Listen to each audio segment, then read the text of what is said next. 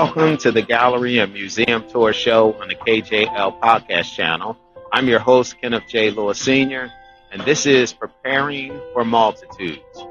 This episode is about the journey behind the show, the building, the layering, the choices, the energy that fills the canvas before it ever finds its place on the gallery wall. What you'll see are glimpses into my process, moments of stillness and moments of intensity, where the paintings twist and turn, giving way to discoveries I didn't always expect. We begin with Delineation, 4 paintings born through lines that appear, dissolve, and return again. The time-lapse captures not just brushstrokes, but the tug-of-war between chaos and order, as shapes flicker in and out of memory until the balance emerges. From there, we drift into architectural daydreams, restless, surreal landscapes where houses lean into ladders, flowers sprout beside windows, and colors spill in ways they were never meant to. The scenes are expressive and alive with imagination, unfolding into 2 pieces, one part of multitudes and another, a larger work, waiting for future exhibitions. Then comes Ephemeral Glow. This series is about time, fragility, and a fleeting light that holds us. A candle flickers to life, an hourglass gathers form, each layer carrying the weight of something both delicate and eternal. Alongside them are glimpses of glowing clocks, symbols of how time slips quietly through our lives, seen here not in motion, but in stillness. And finally, the Luggage series, 9 works without time lapse, but filled with their own quiet power. Each piece, a vessel carrying a memory and a movement, holding the invisible weight of journeys past and journeys still to come. They speak without showing their making, just the finished presence, heavy with story. From the first brushstroke to the final hanging, you'll see the packing, the handling of each piece, ending with a full sweep across the gallery walls. This is Preparing for Multitudes, a weaving of 4 series, each with its own voice, each offering its own perspective. What you'll see is only a glimpse, the living, breathing process that leads to the exhibition itself.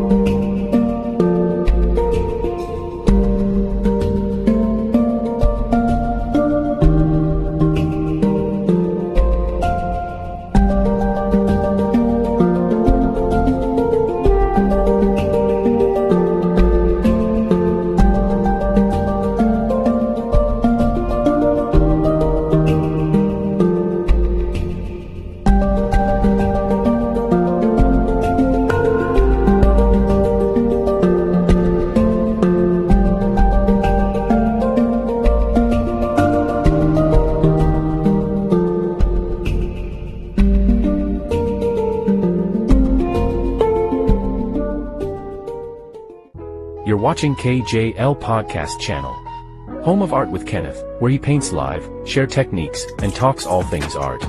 The Art History Show, highlighting legendary artists from the past and their lasting impact. The Muse Unveiled Show Experience, where real people become timeless works of art. Don't miss the Gallery and Museum Tour Show, taking you through inspiring exhibitions and creative spaces across the country. Join us monthly for coffee, tea, paint and sip, a relaxed, hands-on event at the KJL Art Sanctuary. Commissioned accepted, and now is the perfect time to begin your journey as a collector. Want to support the channel? Tap the Buy Me a Coffee link in the description. Plan your visit to the KJL Art Sanctuary Gallery and Studio at 310 4th Street, Ewing, New Jersey. Don't forget to like, share, and subscribe to the KJL Podcast Channel, where art dwells, breathes, and inspires. Now back to the show. Hi, this is artist Kenneth J. Sr., and welcome to another KJL Art Sanctuary Gallery and Studio Tour Show. Today, we're going to be talking about my episode, Multitudes, at the Capitol Health Hospital. Today, I have with me Tara Burns. She's the curator, one of her many positions with the Capitol Health Foundation. And it's the Healing Arts Program, Investor Bank Art and Healing Gallery. I'm so happy that they gave me the opportunity to exhibit my art. Tara, tell us a little bit about the gallery. Sure. So first of all, thank you for having me. One of my roles, like you mentioned, is I curate shows for our Healing Arts Gallery. We have our gallery is located on the second floor of Capitol Health Medical Center in Hopewell. We have about 3 to 4 shows a year. So we look to find artists in the area that are willing to allow us to show their beautiful work for a few months. And a portion of the proceeds goes back towards our Healing Arts program. Awesome. Awesome. That's beautiful. And it's a beautiful space. It's beautiful, really as you'll see in the video. So how does the Capitol Health Healing Arts Program support patients, families, staff, and what role does art play in the healing process? So, I think a healing arts program at a hospital is really important. I think Capitol Health does a really good job with the program itself. I'm new to the hospital. I've been here about a year.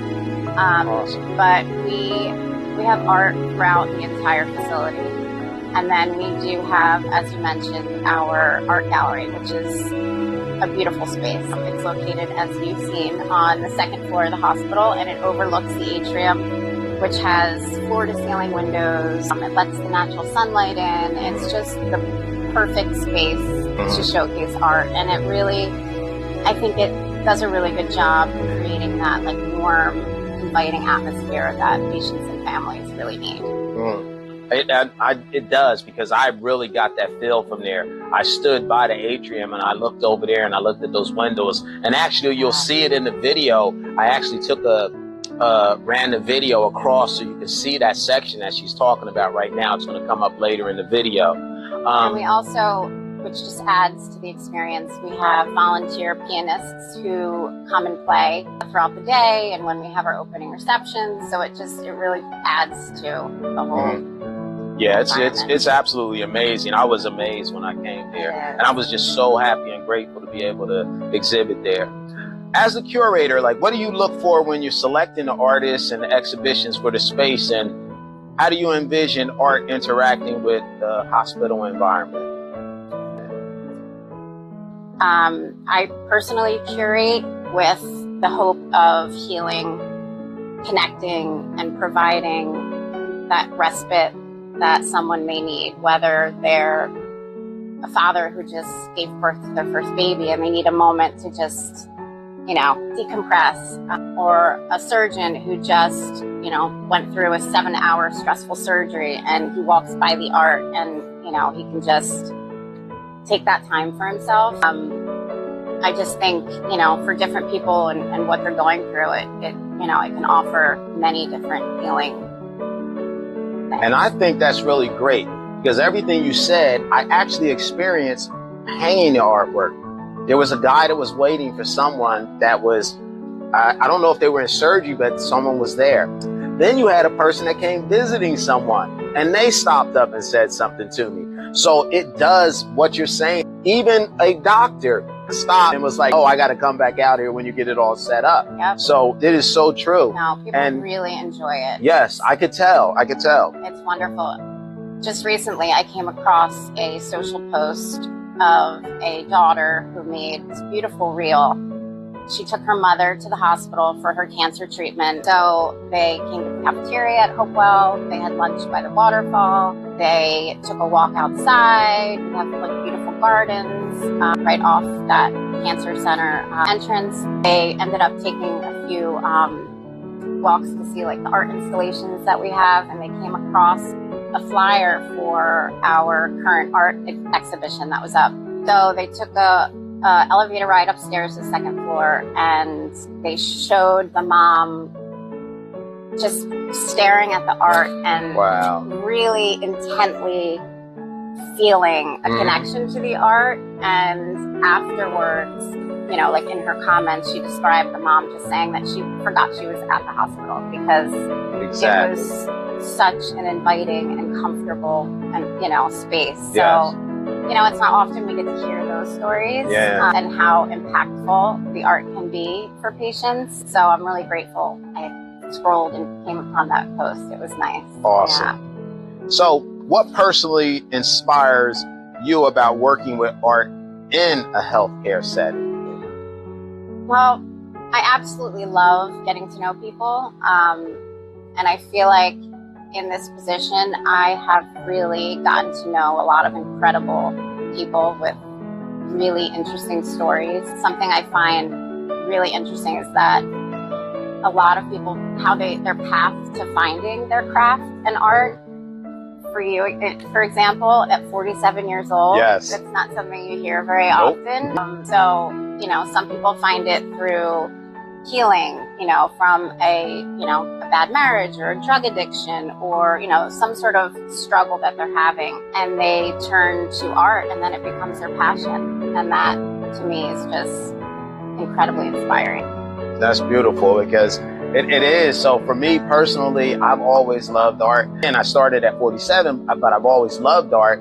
But I never tried to do it. I was like, oh, I'm gonna play sport. Like that wasn't your thing growing up as a child. Like that's incredible. Nothing. Yeah. I was a stone cold jock. When you first saw my exhibition, what struck you most, and how do you feel the work connects with the themes of healing and reflection? Like, and you can be honest. Oh my gosh, the vibrant colors, without a doubt. I think your show especially it's perfect for that space because people, you know, it's like a punch in the face of color and strength, and that's at least what I get from your show. And the bold black frames that you use, I think you did a really nice job with your use of color, and I also love the way you have a few different series. So it gives people an opportunity to connect to, you know, maybe if this isn't something that